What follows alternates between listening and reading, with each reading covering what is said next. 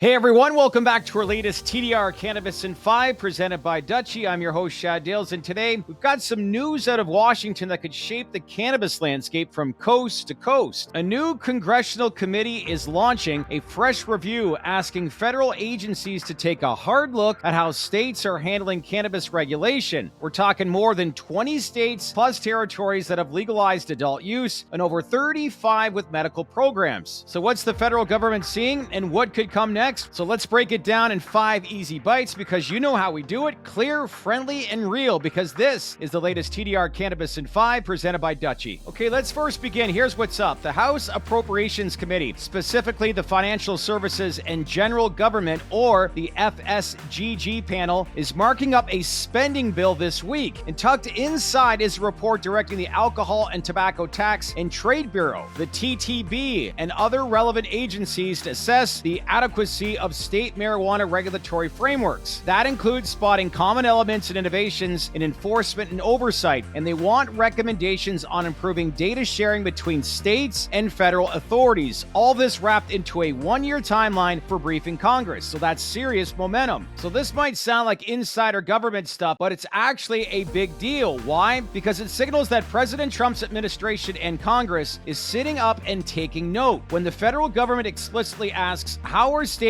doing things and what can we learn, it marks a shift. So hear me out, because here's where I'm going with this. More than 24 states have adult use markets. Over 35 allow medical cannabis. That's not fringe, it's across the map. And federal laws still treat cannabis like heroin. Do you see the disconnect? We hear about public support all the time, but this is action. By asking agencies to study state frameworks, federal officials are recognizing those differences actually matter. They're essentially saying, show us what works, show us what doesn't. Let's start thinking about federal coordination that helps, not hinders, the reality on the ground. That's how you lay the groundwork for actual policy change. Okay, so we know the study's happening. Now the next question is, what could come next? Well, first thing, we can look back this spring when Representative Dave Joyce, the FSGG subcommittee chair and co-chair of the Cannabis Caucus, introduced a bill to create Federal Marijuana Commission. That commission would study national frameworks and make recommendations, not unlike what the current bill is pushing for. It's the same vein, but now it's embedded in a spending package. Then, as we know, there's also the States 2.0 Act, just reintroduced earlier this year. That's a bill to amend federal marijuana law and honor state legalization choices. It's a huge nod to state sovereignty, and yes, parts of it had support from the Trump administration before. All these pieces together tell one story. Federal lawmakers are moving from ignoring state cannabis regimes towards building systems that understand them and possibly support them. So there is something to this story. So what could this mean for you? Whether you're an investor, a consumer, or a cannabis operator, let's break that down. First thing to start with is 1. Better data sharing. If TTB and states improve how they exchange information, expect smoother enforcement and fewer surprises for operators trying to play by the rules. 2. Enforcement clarity. We could see more consistent oversight, especially where state and federal laws overlap or conflict. 3. This lays groundwork for banking reforms like the SAFE or Safer Banking Act to find their footing. Federal agencies learning what works might be the nudge Congress needs to pass meaningful banking and tax reform. And 4. The Ending Federal Marijuana Prohibition Act is out there, proposed again. If this study shows state models working effectively, it strengthens the argument for outright decriminalization. And finally, justice and equity don't have to wait. As frameworks emerge, policymakers can build in record expungements, support community access, and design licenses for those most harmed by prohibition. So as we bring this all together, what should we keep an eye on moving forward? First, the hearing schedule. The FSGG markup is happening now, and we'll watch for when agencies deliver their findings scheduled within the year. Second is momentum towards broader federal reform. Will Congress link this study to actual legislation? Third, how would President Trump and his administration frame these findings? Are we moving towards accommodation or just documentation? Fourth, watch for companion policies in the Senate or executive branch, especially through commission proposals, safe banking or states 2.0. And the fifth thing to point out is public interest. Delaware just rolled out a flashy cannabis launch, $7.3 million